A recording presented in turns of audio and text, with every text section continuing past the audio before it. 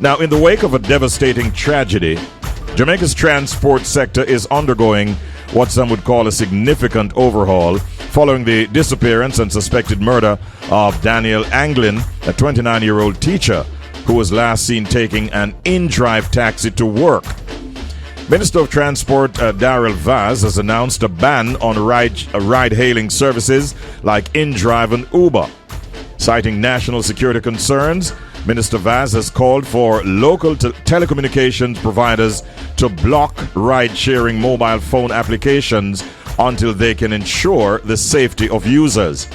Now, this move marks a significant shift in the government's approach to regulating ride-hailing services, which have been operating in a legal gray area for years.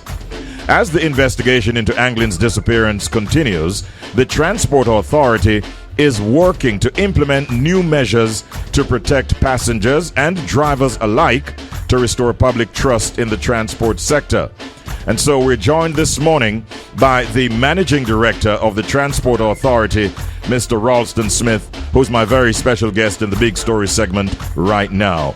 Good morning, Mr. Smith, and how are you today, sir? Good morning to you, Richard. I'm doing well. I'm doing a little bit tired of it. Oh, boy. Been doing a lot of work and meetings and among a number of other things, but I'm good. All right, all right. Glad that amidst all of that, extra hours that you're putting in, you did find time to speak with us this morning. Yes, my pleasure. Yeah, man, thank you. Mr. Smith, what specific national security concerns would you say led to the ban on ride-hailing services? Well,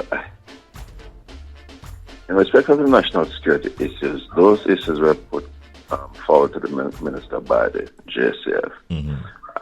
So I'm not in a position to speak to the specific national security issues, save and except to say that the safety and concerns of our citizens is a top priority for the government.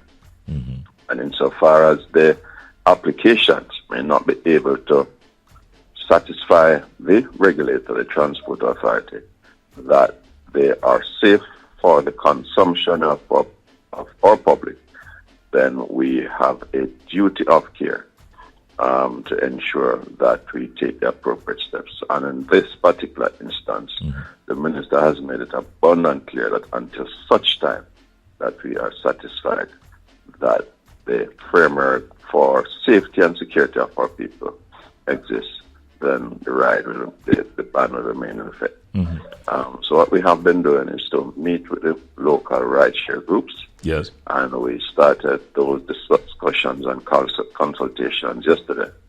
And as of this morning, we are supposed to be in receipt of their own proposal in terms of how their rideshare application works. We'll do the appropriate vetting.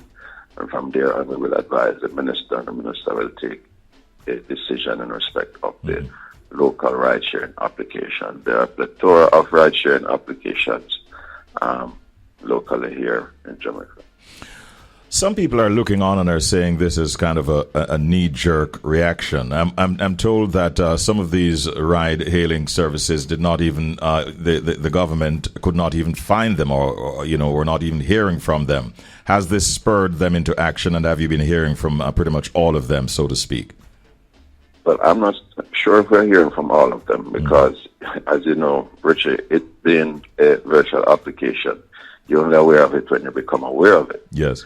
And so what we have been doing is putting out a call on all ride-sharing, ride-hailing virtual applications to come forward to the Transport Authority so that we can have the discussion and we can assist you in putting the kind of structures in place that redound to the greater benefit of all users, to include the drivers, because we've been hearing that in some instances, especially with the in-drive, drivers have been called by unscrupulous persons and would have been robbed, attacked, among a host of other things. So it's not just about the passenger, the driver themselves.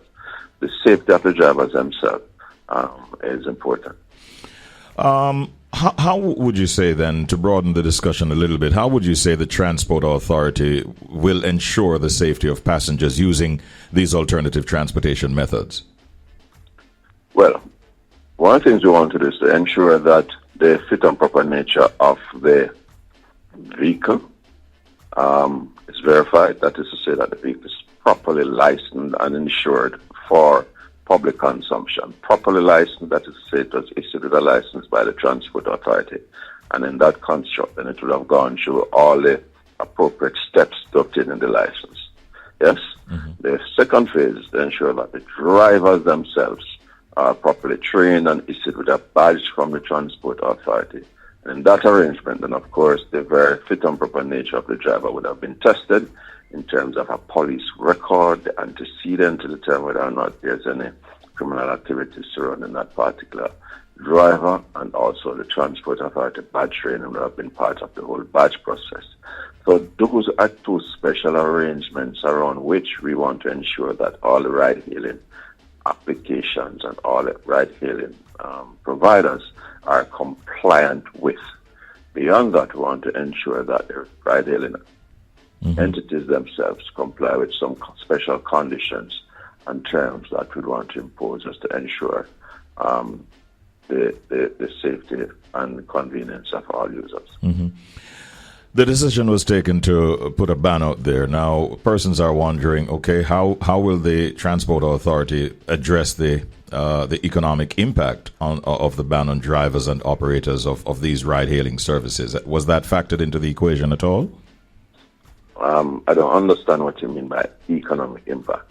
Well, the fact that once there's a ban, then they are not able to earn, if that is how they were making their living.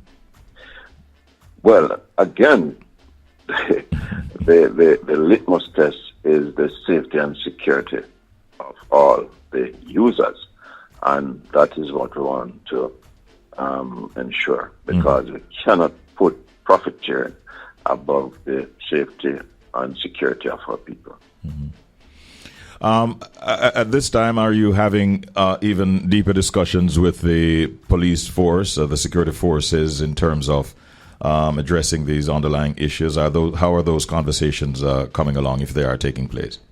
Most definitely. The police always have a seat at the table. As a matter of fact, the public transport operators steering committee that the minister would have put together late last year, I think June last year, the police has a seat at the table. The Island Traffic Authority has a seat at the table. National Roads Agency has a seat at the table. It's a multi-agency approach to tackling the myriad of issues affecting public transportation operators out there. Mm-hmm. I was listening to a message I got from a taxi operator who would have seen the post that I put out saying that you'd have been my guest, and she was basically saying that we have enough taxi operators here in Jamaica and we don't really need to have these ride-hailing services to compete with us. Do you get that view often, and what is your approach when you hear that view? Well, it's a common sentiment not being expressed. Mm-hmm. What I'd want to say is that the ride-hailing entities, they're not providing additional taxes here in Jamaica. What they seek to do is utilize the taxes that are available to their own application. The persons can go onto their applications and book a ride. What I'd want to say is that what we're seeing is a surge of local ride-hailing applications right across the country.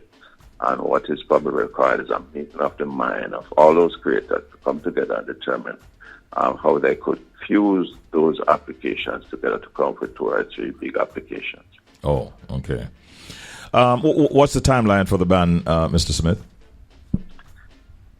Well, there's no specific timeline as we speak. Mm-hmm. What the minister has indicated is until such time that we are satisfied that certain regulatory framework exists. Mm-hmm. And like I indicated, we had a meeting yesterday, and there's a second meeting this morning, and we will do our due diligence and put ourselves in a position to advise, inform the minister of the status of the local ride-hailing applications on our market, so that the minister can take a decision with respect to the local ones. Mm-hmm. And every effort, I suspect, will be made to ensure that the public is kept up to date on these developments. Every effort will be made to ensure that the public is in the loop. Mm-hmm. Yes.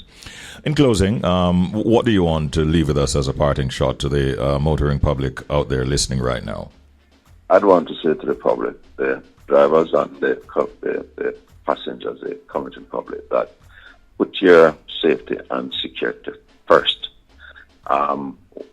Ensure that when you hail a ride, as it is now termed, when you call for a taxi, that a licensed red plate shows up for you and not the white plate, because you can't determine who's driving that particular vehicle. And two, screen to ensure that the driver's particulars, his badge is displayed in the vehicle and it matches the individual who comes to pick you up.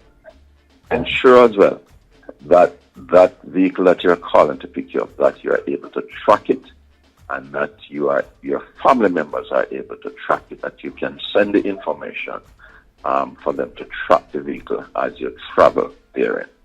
You cannot leave anything to chance, and you must know with whom you are traveling.